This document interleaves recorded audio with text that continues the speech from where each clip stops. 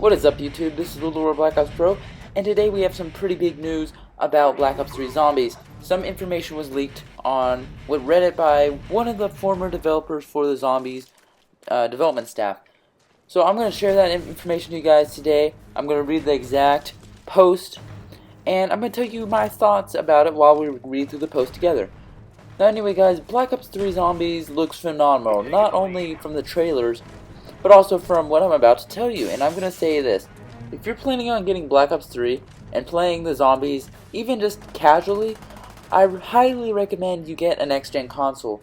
Either the PS4 or the Xbox One. It's really up to your personal preference here, but yeah, they're planning on doing a lot of innovations that probably won't be present on the last-gen consoles. So just keep that in mind when you pre-order a copy of Black Ops 3, because the console you pre-order on is definitely important. So now let's read what this guy posted on Reddit. So the guy's name is Ascension is Key. So here's what he had to say about the Zombies development in Black Ops 3. I was a part of the original Zombies team all the way back in World at War. I dealt heavily with the conceptual aspects of the maps, as well as lore and QA. Zombies has really become something near and dear to my heart. I am no longer employed at Treyarch, but I still love zombies. Shadows of the Evil is something truly special, and that's coming from someone involved with the development of almost all of the previous Zombies maps. Before I leave Zombies forever, I want to get everyone else hyped for the map as much as I am. This is not a leak. I just want to shed some light into the development and existence in what has been the best creation out of the Zombies team. Shadows of Evil had a fairly long development cycle.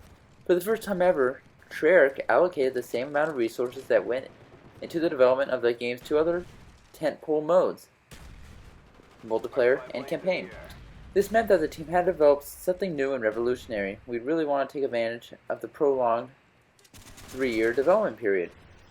We wanted to push ourselves in terms of features and gameplay. Our ideological baby was Shadows of Evil. It's the most detailed and feature-rich map that Treyarch has ever dared to create.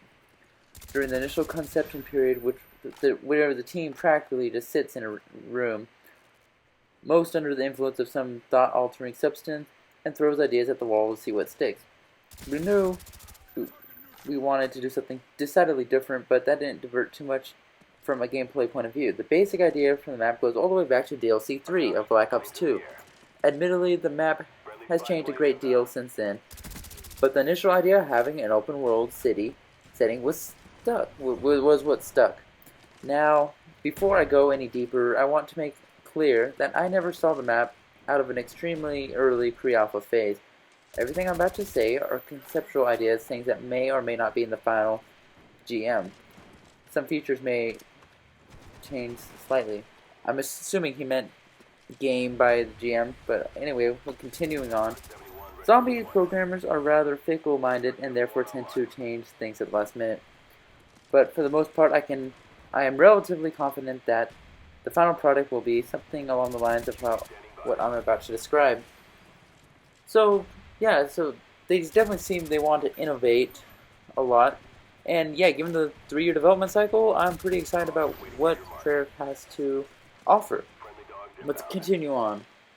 The core gameplay mechanics we wanted to explore and create were true next-gen map design, great storytelling in depth, different while still being familiar, fusion of Nor and Goth, standout cast, and an immense open world. Now, we haven't really got next-gen zombies because, yeah, Sledgehammer tried to do next-gen zombies, but they kind of failed in the eyes of many people. Great storytelling, yeah, we definitely need a great story for zombies, because the story has always been what kind of made zombies. I mean, yeah, the mode itself is fun, but if you don't have a strong story behind it, like, how do you get from one map to another? It's definitely important. Different while being familiar. Well, what he means by that is that it still has to be Call of Duty Zombies. Yes, we want to add we need to add innovative features. We need to develop new features, but we're not going to go all over the top. Like, for example, Exo Zombies, it's different, but it's not familiar. And he still wants to keep it Call of Duty. Yeah, so they add a fusion of Nor and Goth elements, which seems pretty interesting to me. an immense open world.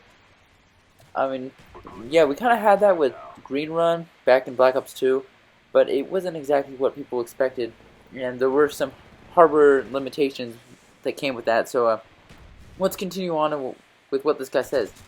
The zombie team was greatly expanded during the development of Black Ops 3. As I said earlier, Activision allocated a lot more resources into zombies, meaning that the team inevitably grew in size. Lots of developers previously involved in the campaign were brought over to zombies. Activision wasn't the only one with newfound enthusiasm for the mode.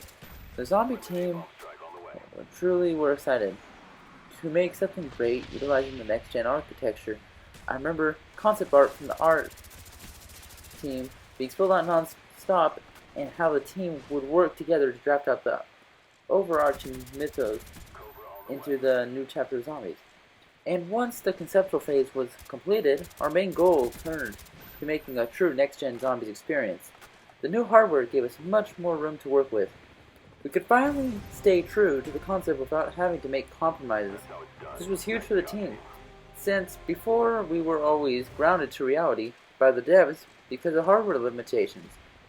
We could finally make the map of our dreams, and that's what we did. Thanks to the upgraded hardware, we were able to develop a true open world. The size and scope of the map is comparable to some open worlds that constitute entire games.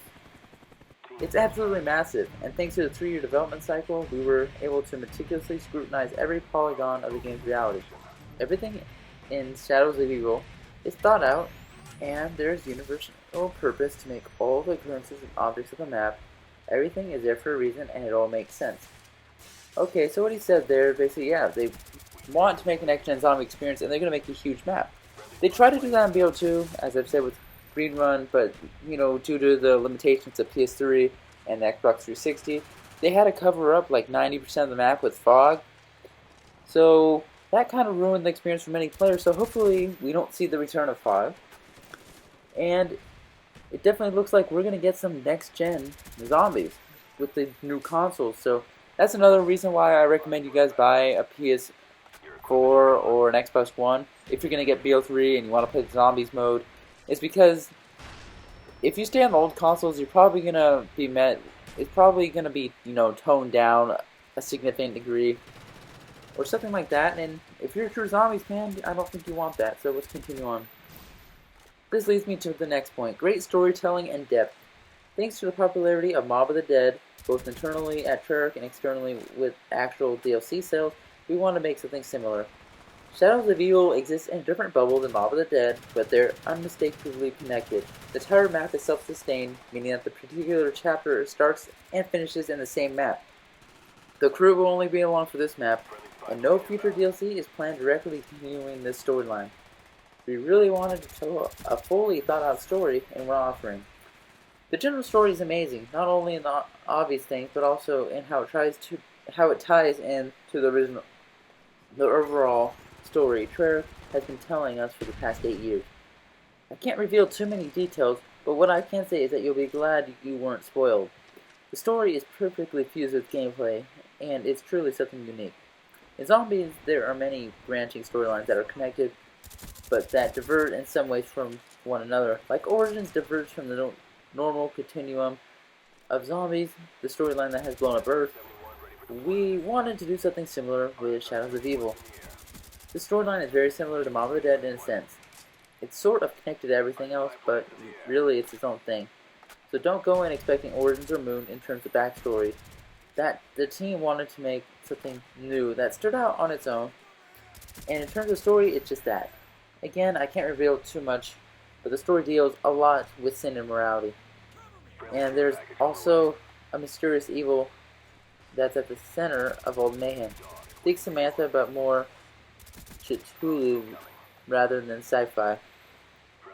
Okay, so basically, they're adding a good story. That's what I got from that paragraph there. Exo Zombies really lacked the story, and that's kind of what killed it for many players. I mean, yeah, the exosuits also played a big part in, Exo Zombies sucking.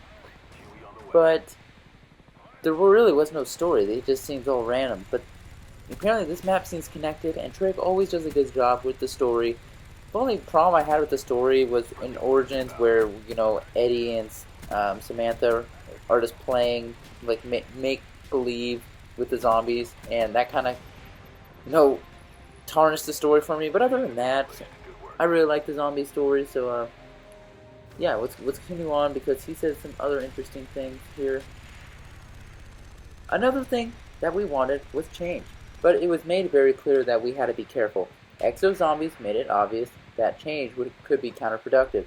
In fact, the vast majority of the Treyarch team despised what Neversoft did with zombies. This established that we wanted the core gameplay to stay intact, and only then would we add features. Shadows of Evil is filled, but the core mechanics are the same.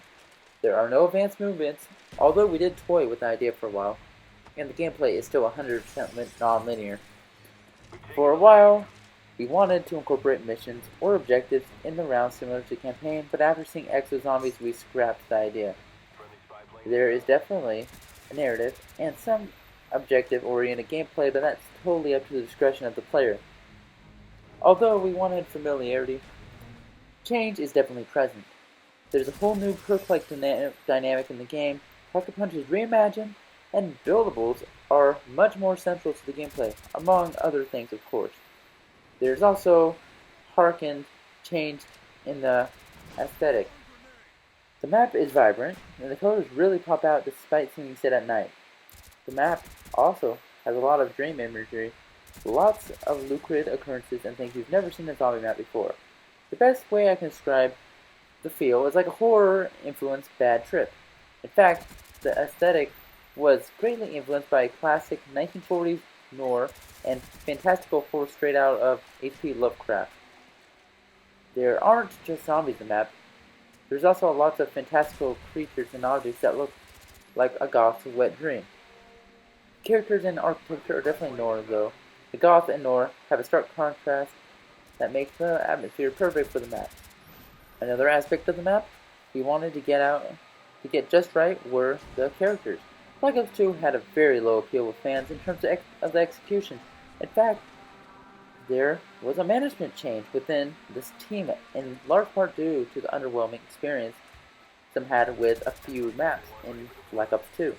And this was in great part due to the poor dialogue writing and unexciting, shallow characters. We wanted to make sure that we had them right, and having talent involved with this was what we needed. A large part of the dialogue writing was outsourced, and the higher-ups wanted a celeb cast to help drive pre-orders. So we hired some talented B-list actors that can nail the part. Each actor has a role. There are no filler characters. Thanks to the extra time in development, we were able to add huge depth to the characters. Each one has their motives and purposes. Perhaps the biggest aspect of Shadows of Evil is open world. It's absolutely immense. It's definitely larger than the Green Run, but only that every single part of the map is explorable. There is also a large subterranean area. The scope is absolutely massive, and the amount of detail is unparalleled in zombies. There will probably be Easter eggs people will be discovering years after the release of the game. Not only are there large-scale side quests, but there are also small Easter eggs, like in the World at War days. Okay, so what I got from that massive paragraph was that they're going to definitely be changing a bunch of stuff. So, they talk about a new perk-like dynamic in the game. That's probably going to be the gumball machine from the trailer, and then they talked about the Pack-a-Punch reimagined. I think it's going to be similar to the Exo Zombies Pack-a-Punch. Here's why. Like, before, like in Black Ops 2, Black Ops 1, and World at War, you can only Pack-a-Punch your gun once. However, I think in this game, you're going to be able to Pack-a-Punch your gun once for 5,000, then you're going to Pack-a-Punch it again for 10,000, and then so on. I think it's going to allow you to do that, like, maybe at least twice. I don't see what else you're going to do with it, but I really think they're going to let you Pack-a-Punch multiple times here. And, yeah, they definitely do not like the Exo movements, because they realize that Exo movements are not zombies. Like, when I play Sledgehammer Zombies, the ones that developed by Neversoft, it doesn't feel the same. So, of course, they wanted to avoid that, and that's exactly what they did. So there's absolutely no advanced movement, thank God. And, guys, this map is probably going to be the largest map in Call of Duty history. It says it's definitely larger than Green Run. in terms of playable area. Because Green Run, guys, if you don't remember, the only really playable areas were the, those destinations and bus stops. Like, they had the bus stop and the diner and farm, the town, the power station. Yeah, those areas, and then you have the road, and that was it. And that was because of the limitations of the 360 hardware. However, with Xbox One and PS4, you're able to fill up the map with everything, like playable area, new features, everything. You don't have to make the colors all dull. You don't have to cover up the bad textures with fog. So this map is definitely looking a lot better than Transit. And we're reaching nearing the end, guys. So sorry about the long video, but he's gonna wrap up what he says here. So continuing on, a few things I'd like to point out before I conclude this post are: Shadows of Evil is on another storyline, but the origin story will be continued. DLC was conceptualized by the time I left Treyarch, meaning it's probably in heavy post-development by now. The giant remake of Derice is a remake, not a remaster, meaning the map layout is the same, but virtually everything else has changed. The characters are the same ones from Origins, younger versions of the original 4, and the map side quest essentially combines the Origins storyline with the whole blown up Earth storyline. Think Terminator Genesis in the way that essentially creates a new storyline from a pre-existing one. The internal name for Shadows of Evil was actually SFT, stands for Sorry for Transit. I'm not kidding. I have no knowledge on the new zombie ranking system other than the fact that it exists. The reason being is that multiplayer team actually worked on that since our last attempt at the zombies ranking system could be considered far from perfect. There was some talk that the giant remake was made to be able to release older remade maps, since the new Origins crew will have to undo what happened. They have to visit early maps, therefore create a canonical excuse to release old maps. All in all, Shadows of Evil is nothing short of a masterpiece. This is a zombies map for non-COD players and will inevitably garner a new generation of zombies players. And if you don't believe me, just wait until November 6th. I hope you found this post enlightening, and now I'd like to open myself up to any questions you'd like to ask. Thank you for your time, and happy zombie killing. So that's basically what he had to say, guys, and if you don't believe this, I understand, because, he could have been making all this up, but from what we've seen in the trailers, and from what we've been reading here, it doesn't look like that. Everything here makes sense. From what we've seen in Shadows of Evil, and guys, Shadows of Evil definitely looks like an open world. It doesn't look like a small map. So, guys, this is probably going to be one of the best zombies experiences we've ever had. Just based on what I'm hearing here, and they're really trying to innovate. Sledgehammer, what they did, they just took some of Treyarch's ideas, throw an exosuit in it, and there's really no storyline. The maps weren't great. Infection was like the worst zombie maps ever. But here, I definitely feel like they're gonna give us good stuff. Like they're even improving on Black Ops 2. People like Black Ops 2 zombies maps. I mean, they didn't really like the transit characters. I didn't love them. I thought they were okay, but they weren't great. They're definitely not gonna have shallow characters now, because the characters are gonna actually have backstories. They're not just gonna randomly appear at a bus depot one day.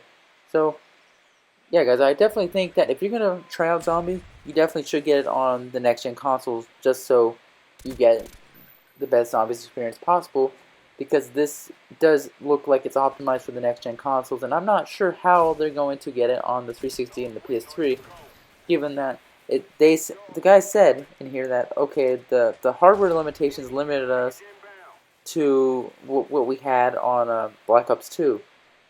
So if they're going to make something that's totally new, totally much bigger, and looks much better on the next gen, how are they going to port that down to 360? I have no idea.